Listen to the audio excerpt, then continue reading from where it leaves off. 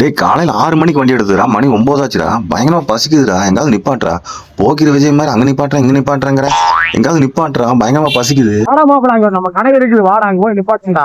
அங்க இட்லி, பொங்கல், தோசை, பூரி, மத்தியானத்துக்கு பிரியாணி எல்லாமே இருக்குடா மச்சான். கோயம்புத்தூர்ல இருந்து சேலம் பைபாஸ் போற வழியில பெருமாநல்லூர் லெஃப்ட் சைட்ல இறங்கும் போதுதான் முன்னாடியே வர்ற கடை தான் இந்த ஹோட்டல் சிவானி. என் நண்பன் சொன்ன மாதிரி இந்த ஹோட்டல்ல எல்லா ஐட்டங்களும் கிடைக்கும். ஆனா எனக்கு இந்த ஹோட்டலே பிடிச்சது. ஏன்னா படைக்கிறவன் மட்டும் கடவுள் இல்ல, பயிரிடுறவனும் கடவுள் தான். நாமெல்லாம் விவசாயின்னு காலரை தூக்கி விட்டுக்கிட்டு தெரியும்.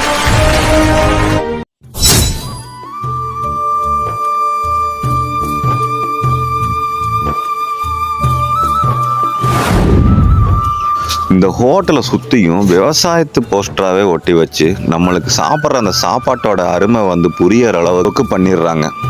அஜினமோட்டோ, சுவையொட்டிகள் இந்த மாதிரிலாம் எதுவுமே சேர்த்தாம இவங்க செய்கிற இட்லி, தோசை, பூரி, பொங்கல், மத்தியான சாப்பாடு, பிரியாணி இது எல்லாமே ரொம்பவே நல்லா இருக்கு. சூப்பரா இருக்குடா. இங்க காரம் சாரமா செம்மையா இருக்குது. பூரி சாப்பிட்றா சூப்பரா இருக்குது. அடுத்த வாட்டி உனக்கு கிடைக்காது, திண்டு போகுது.